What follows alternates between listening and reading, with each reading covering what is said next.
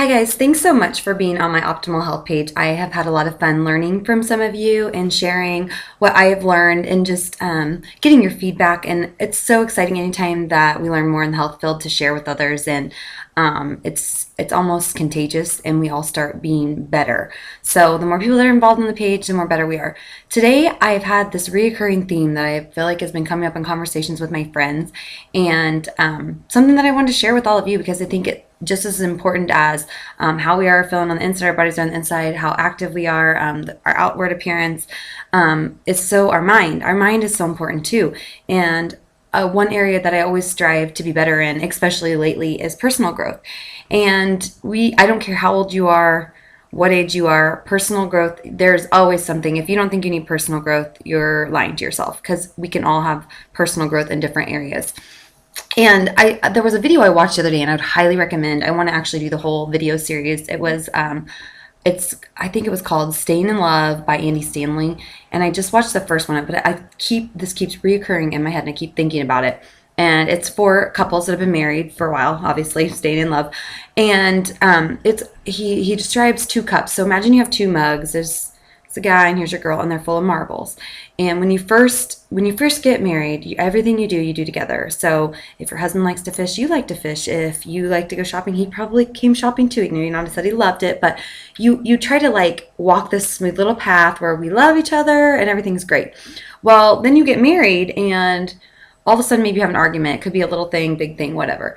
And boom, your cup's hit, and he shows a few marbles spilling out.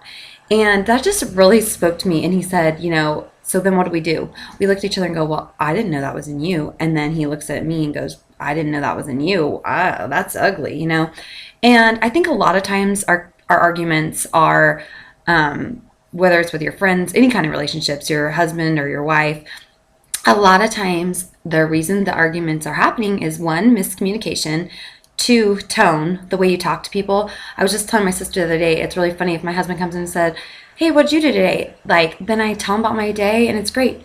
But if he walks in and goes, what did you do today? I automatically get defensive.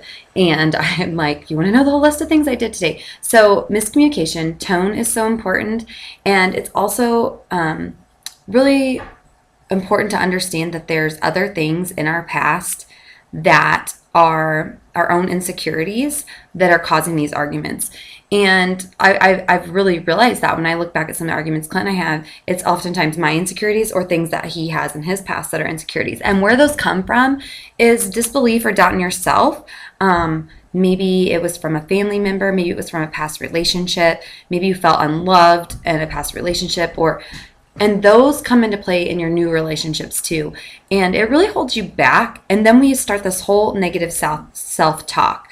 And I feel like I've always been trained to really watch what I say. I've always tried to say positive things. I'm really strict on that because I do believe anything that comes out of your mouth can really happen, especially, that can really change your whole path in life. Your self-talk is so important.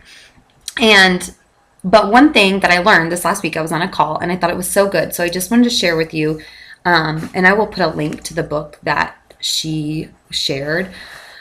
But it was talking about reprogramming our brain. And it takes probably, I know with working out and stuff, it takes either from 21 to 28 days to start a new habit. Whether you want to change something or you want to be better at something, it's going to take you 28 days of committing to that. And so something that I'm going to do is try to commit to this challenge.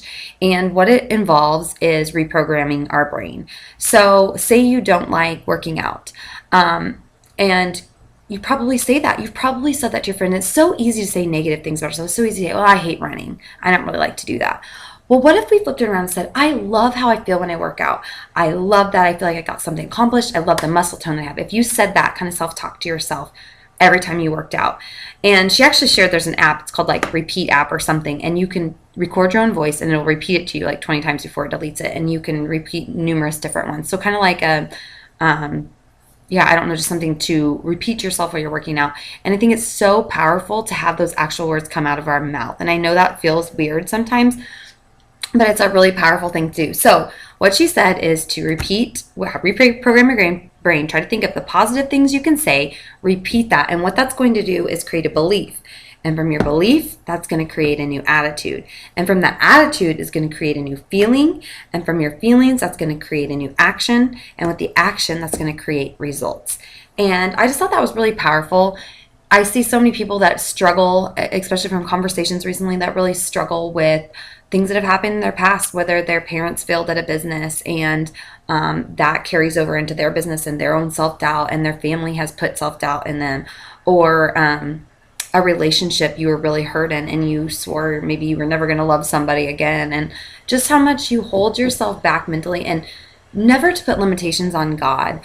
I think so many people think they're unworthy, or they put a limitation and don't think that that's not possible for them because we don't know their past or we don't know what they've been through. But I tell you what, don't ever put a limitation on God.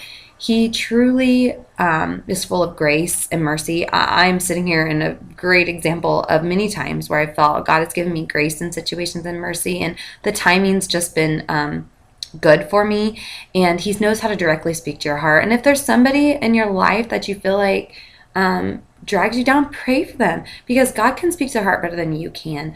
Oftentimes we want to try to fix the situation ourselves, but that can just cause more arguments. But really, the best thing you can do, if you truly care about somebody, you truly want the best, is to pray for them. That's the most selfless act you could possibly do, and pray for God to deal and work in their life.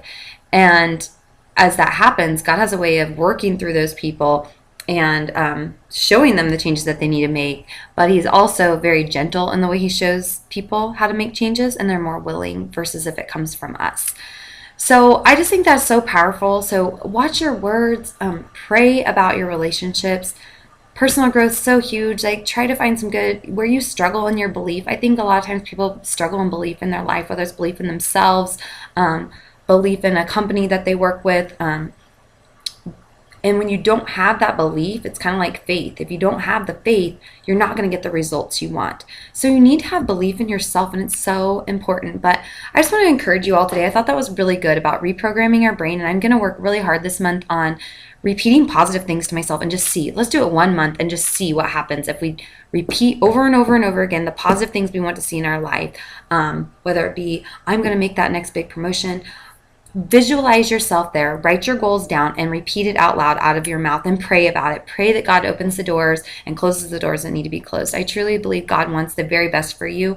And even if you feel like nobody else is pulling for you, nobody else believes in you, I know God believes in you, and He can bring you from the bottom of the bottom pit. I've seen Him do it time and time again. A lot of times He uses people who are in a really, really bad place, and those are the people that He uses that are so on fire for Him, and He will bless you beyond measure. And it's amazing to watch God work in your life. I feel like I've been so blessed, even with Plexus and the people that He's bringing into my life with Plexus. And it's been so fun just to see Him work in the midst of all of us and our lives changing, and women empowering other women. It's truly amazing. So those are my words for today. But thanks for following my page, and I've had so much fun getting your feedback from all of you. Some of you know way more than I do about health and nutrition, and it's so fun to learn from all of us, and I think all of us work well together. So have a wonderful day.